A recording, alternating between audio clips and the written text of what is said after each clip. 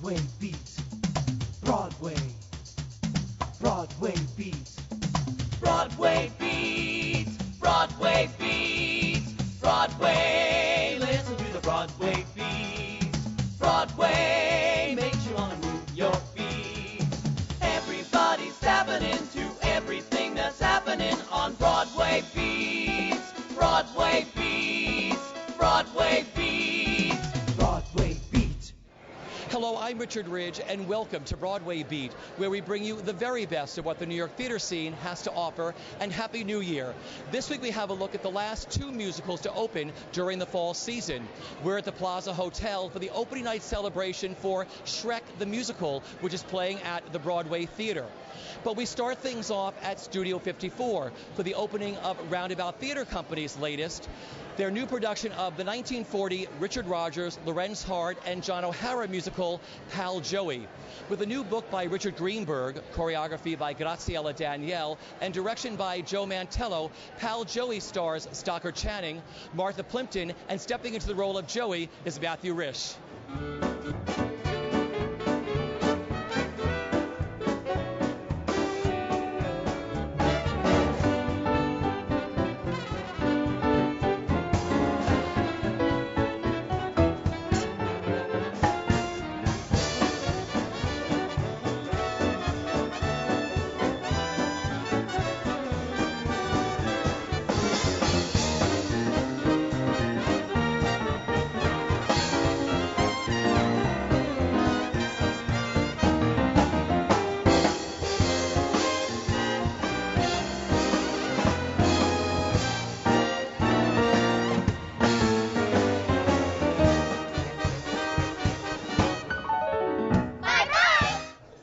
Well, I think the role I played was Mike, and he's a gay character in the 1930s, so he's kind of, in a closet about it, and he gets confronted with a choice about blackmailing Vera for money, and he decides to do it and the whole thing, and but he's a great character because he's a warm.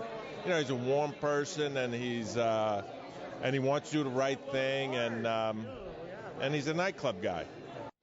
Well, I play Ernest, who's the owner of the tailor shop where Vera Simpson, Stockard Channing, brings Joey, Matt Rhys, to have a makeover. So, and the ingenue works in my shop, so there's several scenes that center around the shop. But I'm a tailor who's wanting to give Joey his makeover and give him a new wardrobe and hopefully help him be the gentleman he's aspiring to be. Ludlow Lowell.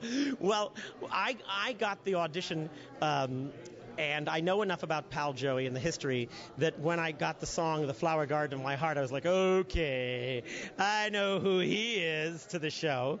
And the note I made to myself, I think that the highest he's ever going to go in the business is this dive. This is it. And I asked them for that little scene I have in the second act. I said, I'd love to have an opera scarf and a satin robe. And my idea is that he's spent everything he's got on that. This is as good as it's going to get. And I said at the top of my script, I wrote for my note to Ludlow, every time I sing, it's my beautiful gift to the world. And Joe Mantello gave me a great note for the number. He said, I don't think when Ludlow sings, he thinks the audience ever looks at the women. I think it's like, oh, them, those undressed, back up. In the flower garden of my heart, I've got lilacs and dainty sweet peas. Oh, you will look like Sweet William and smell like a trillion, Surrounded by purple bees. but you are the pastry. And I am the tart. In the flower garden of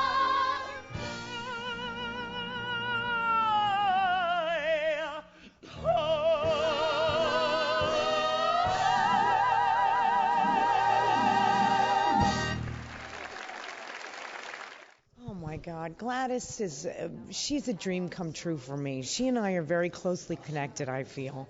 She's been around. She's seen a lot. And the way I like to describe Gladys is she's down, but she's not out. Do you know what I mean?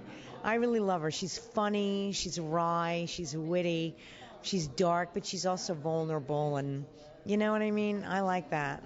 She's complicated. I like that about her. You are so good in musicals. You should do more of these. Talk about Zip and the numbers you do in the show, working on them and performing them. I have had the most extraordinary good luck to be having this experience with these three people at the head of each department, with Graciela doing the choreography and Joe directing and Paul Gimignani. I mean, I couldn't ask for finer people to sort of shepherd me through the process of doing a musical, and particularly with this music that is so special and so beautiful. Really, my whole experience is about them and about the pleasure that I have working with them. Just working on this play, I mean, this is John O'Hara's words and Richard Greenberg and Rodgers and Hart. Yeah. Well, I love the stories. The John O'Hara stories I've loved actually for many years and since I was a kid. And seeing what Richard Greenberg has done to sort of restore the original feeling of the stories to the book of this musical is really fantastic. Richard Greenberg is a genius, and he's done a phenomenal job of sort of keeping true to, O'Hara's original kind of gritty, funny, dark Chicago language. Do you know what I mean? So that's really cool. And the experience of working at Roundabout, I mean, this is Roundabout's new for you. And working here, what it's all been like? I love working at Roundabout. I love being in Studio 54. This place has a phenomenal history. The people here are wonderful. Their whole group is wonderful. I love being at Roundabout. I'd come back any day. I adore the great Confucius and the lines of luscious Lucius Zip. I am so eclectic. I don't care for either Mickey Mouse and Rooney make me sicky Zip. I'm a little hectic Zip. My intelligence is guiding my hand. Zip. The hell is Sally. I play Linda English, the good, wholesome girl from the Midwest, which, is something that is very close to home for me. I come from South Dakota, and I moved to the big city here, and I still believe in people, and I still believe the best about everyone and feel that everyone, wants the best. And so it hits really close to home for me, and I feel lucky. Talk about the great score you get to sing. Oh, yes, the beautiful, beautiful songs by Rodgers and Hart. I could write a book, and I Still Believe in You. I mean, there really aren't songs like these songs anymore. They're gorgeous, and I'm very lucky. I don't know how to explain it because, I think really the audience makes up their own mind. I know what I think about Vera, but it's really, it's like any human being. People, they are defined by people looking at them, But she's something. She's something. You get to do John O'Hara's words, Richard Greenberg's words, and sing Rodgers and Hart. What that experience has been like and what it is like.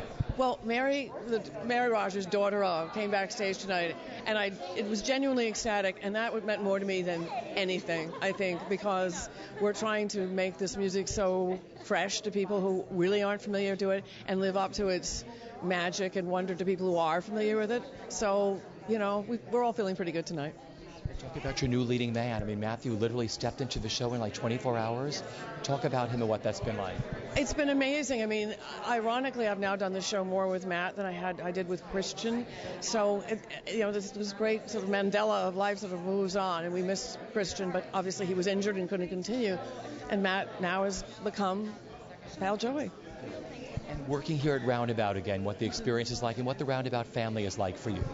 Well, I first worked here, I'm not even going to say the year, right a long time ago. I did Joe Egg, and it was a tremendous milestone in my life. And then I did Lion in Winter about 10 years ago with Lawrence Fishburne. And I've had fantastic experiences here. But this, I have to say, is one of my favorite experiences I've ever had in the theater. I think it has to do with being in a musical that's so exquisitely done in every facet of it. It's like being in a jewel. It's wonderful. What is a man? Is he an animal? Is he a wolf? Is he a mouse? Is he the cheap or the dear kind? champagne or the beer kind? What is a man? Is he a stimulant? Good for the heart, bad for the nerves. From Charlie Chaplin to Charlie Chan, I'll have one trick, one that is slick. What is this thing called man? From that first day of rehearsal, the read-through, I was like, oh, this is exciting. This is going to be really good. And of course, working with Joe and Paul Gemignani and Graziella, it's just been like the most surreal, exciting experience. And then to have this opportunity to play the role has just been completely bittersweet and surreal. There's really no other words to describe it. That's all I can say. Your Joey is perfect. Thank you. That's nice to hear. I mean, we spoke to Karen Mason years ago, and Karen said she stood by for Glenn Close, and she said in Sunset Boulevard. And yes. She said, I'm never going to go on, but I wanted to learn the show. Yeah. And she learned it on her own. And then she got, halfway in L.A., it was like, you're on. See, that's what happens. My good friend Asmaret Guber-Mikkel from Spamalot, and she did Legally Blonde with me. She was in the off-Broadway production of In the Heights, and she told me, she warned me going into this. She said, like the second preview I had to go on, and I was like, oh my God, okay. So that really got me. I mean, I'd understudied before, but not a role of this magnitude. And of course, understudying like someone like Christian Hoff, who it's been an honor. So it was quite intimidating. So I took my fear and channeled it into hard work, and it's paid off. So I've just been having a great time. Talk about this great script and this great score that you get to sing. Oh, it's fantastic. Richard Greenberg's lyrics are, from the first day of rehearsal, Joe was like, Richard's writing is music. And did I say lyrics? I meant the book. I'm sorry. I'm so flabbergasted. His book. No, Richard's book it's written like music. From the first day of rehearsal, Joe was like, don't be afraid of that. Fall into it. It's the period. It's the way he writes, and it truly is so beautiful in the way it segues in and out of the songs, and Lorenzo's lyrics. It's just like it's breathtaking. And it's such a joy to get to do every night. And I just, and Joe's pushing me, and I keep pushing myself, and I'm getting there. I'm not used to having this much responsibility on stage, but it's been such a joy, and I've just been having a blast and working my ass off and loving every second of it. Danger's easy to endure when you're out to catch a beaut. Lie in ambush, but be sure when you see the whites of their eyes. Play the horn from night till morn, just play no matter what time. Play, there'll be a hot time. Yeah. Happy little hunt. Team horn.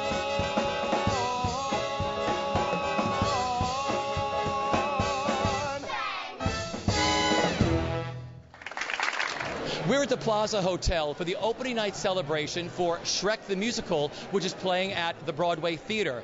Shrek is based on one of the most popular and successful animated films of all time. Shrek stars Tony Award winner Sutton Foster, John Tartaglia, Christopher Sieber, Daniel Breaker, and playing the lovable Green Ogre himself is Brian Darcy James.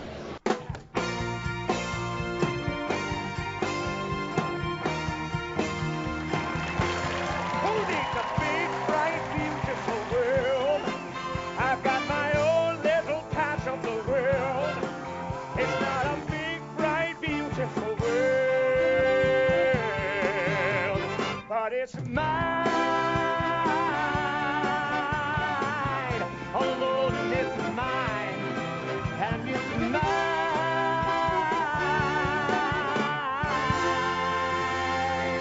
all mine.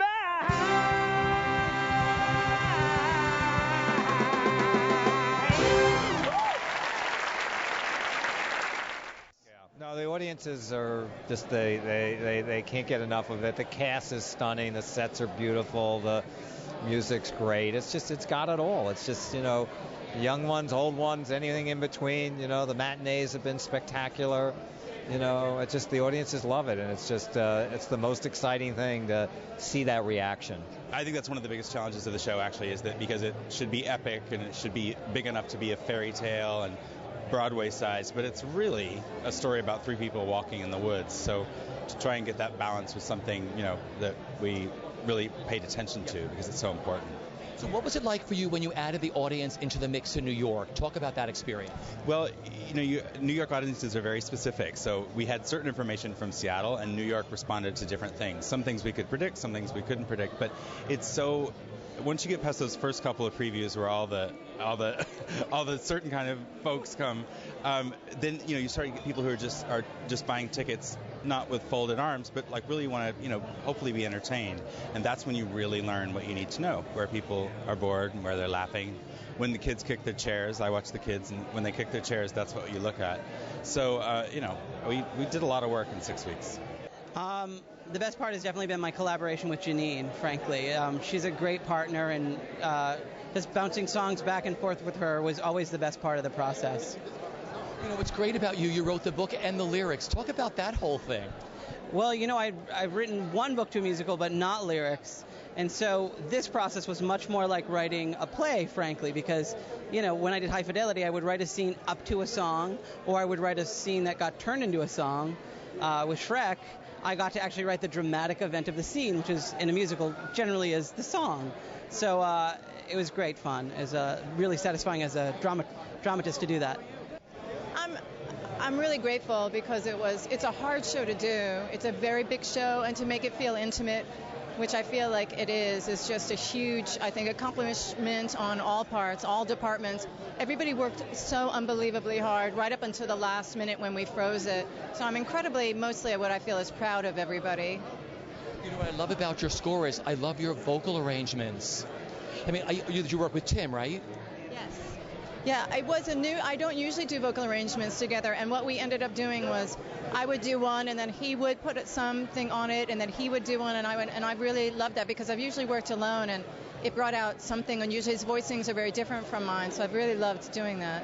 And the orchestrations of this show are gorgeous. All the guitars and all the different instruments. Did you work with Danny on that? Is it Danny Trube? It's Danny Trube and John Clancy. John Clancy is a really young rocker, but he has classical training, and like so many musicians, he loves theater, but he has a red mohawk, and Danny is one of our great gems of the theater, and they work together. I kind of shoved them together in this arranged marriage, and they worked wonderfully together, yes. Talk about your collaboration with David. David and I are going to start a piece as soon as he's done with his play and he has a movie, because I really believe in him, and I love the way that he works, which is such a big deal for me. Oh my gosh. Well, New York audiences are often different from audiences elsewhere in the country, but I think what we learned was mostly about the pacing of our show, how fast-paced we wanted it to be, to really cut out all the fat. To really streamline it as much as possible for our audience, as a modern audience, a hip audience, make sure that the audience that we were always ahead of the audience, that they were never ahead of us. And so that's what we really honed throughout our time in previews here in New York. And we learned a lot of things that work in certain circumstances and don't work in others, that we just rearrange it, refigure it out, and reconfigure it. And it's a great, great challenge. And what was the last number you worked on for New York? The last number, the finale, actually, we tried many different finales, big ones, small ones, intimate ones, festive ones. We tried a lot of different versions. So the finale and the opening number, too, were numbers that we just continue to hone until the very last minute. Things are looking up here into luck. Just take a look. The things I'm cooking up here into luck. He likes to cook. A bottle that amazes, a plan with 7 faces. Things are looking up here into luck. They're looking up into luck. The ladies all look swell. The men are so dashing. Thanks to my new dress code, the fashion's never clashing. Hey, nani, nani, nani, no. This castle I had built is taller than the cliff tops. A city like a postcard, a monorail and gift shops. And so, and so, and so, and so, and so. Lord Farquaad. I play Lord Farquaad, who is has a problem with his dad, and he hates fairy tale creatures, but he's also 4.5 feet tall. I'm 6'2", so they had to do some, we had to figure out a way to make me 4'2". He's like a spoiled, rotten child who wants his way, and he's going to get it come heck or high water. So he does. But the creative team was nice enough to just let me be and let me do what I wanted, and they kept on saying, go more, go further, and I was like, really, you're going to let me go there? And they let me, and the end result is something I'm very proud of and very happy, and it's such a thrill to be in this amazing, humongous show. It's such a surreal moment, actually, because we've been rehearsing for 2.5 years, and now we just get to enjoy the show. We just get to play it now. It's really neat. I have one of the easier get-readies, if you can believe it. I actually, I'm in Pinocchio in about 25 minutes, and I have someone doing my makeup and my hair and my nose, as it were, and my costume all at the same time. But compared to Brian, who's there for an hour and a half before the show and everything like that. But yeah, it's great. I mean, Pinocchio is such a fun character to play because, obviously, because of my puppetry experience, there's something so ironic and wrong about me playing a puppet, but because I know him so well, But it's great. I mean, we get to basically come on stage and be idiots, which is a lot of fun. Watch your step, girl. Three blind mice. See how they run. You gotta turn up the heat, you gotta butter the pan, you gotta make 'em move and don't be afraid. Reach for her hand, maybe give her a kiss. She's waiting for a move to be made. You got to, you gotta make 'em move. You gotta make 'em move. You gotta make 'em move. You gotta make 'em move. You gotta make 'em move. Yeah. Well, like in the play, he says he wears his heart on his sleeve. So it's sort of thrilling to play a character who feels emotions, whatever those emotions are. Like a child, or to a certain extent, he is sort of the quintessential commedia clown. So that's actually a lot of fun to step into that. And talk about your outfit, how long it takes you to get into that and the whole feeling. So, it takes about 20 minutes to put on makeup, 20 to 30 minutes to put on makeup, about 15 minutes to get the hooves and the boots and all that stuff on, and the ears. And that was a lot of fun. The first days we got that costume, it made the character even 100% larger than he was. Amy Garcia, lovely lady, is operating my ears at certain moments in the show, so she has impeccable timing and really complements the whole performance. So much fun. Last night was fantastic, and tonight was even better. Everybody was wonderful. It's such a fun. I mean, just didn't you laugh through the whole entire thing? It's every 10 seconds you have a good laugh. It's wonderful. Let's talk about the memories it brought up about making the movie. The movie is, the movie for me is, I learn so much every time I make the film. It's an amazing process, and it's completely different than, regular filmmaking. So, with this, with on the fourth one now, I feel like really I know Fiona so much better, and even seeing the musical tonight and last night, I feel like now Fiona has finally truly come alive. So. Ladies, one more time.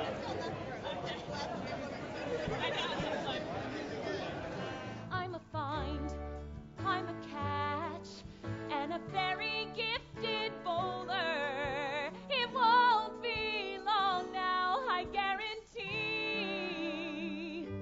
Day number, are you there, God? It's me, Fiona. It's me, Fiona.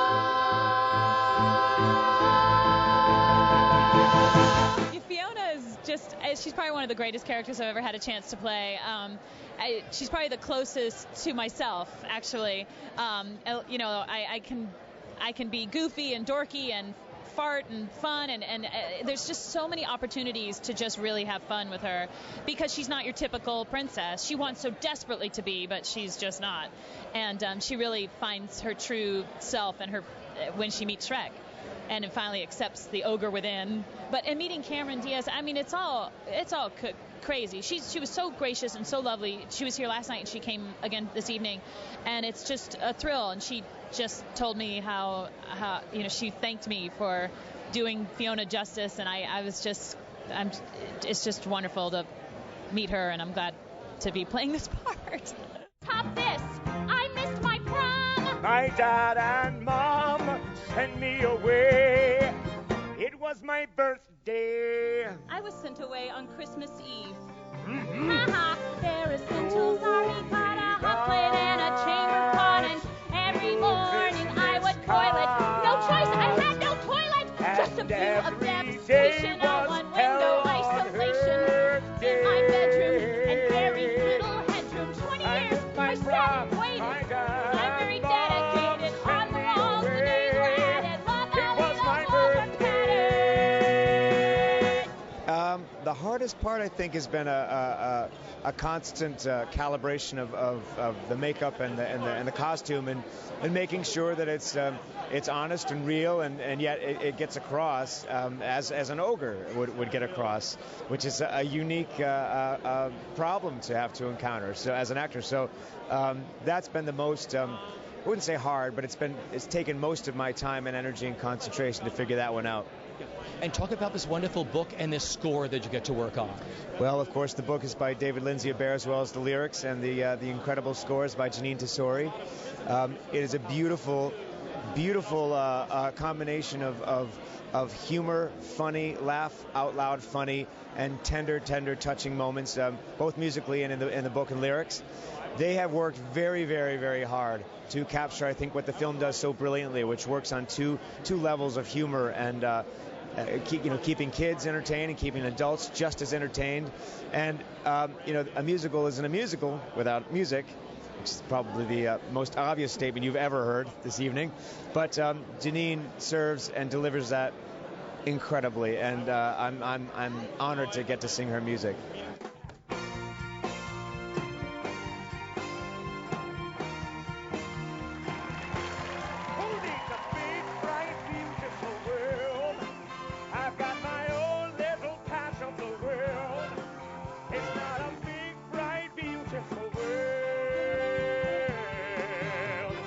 It's my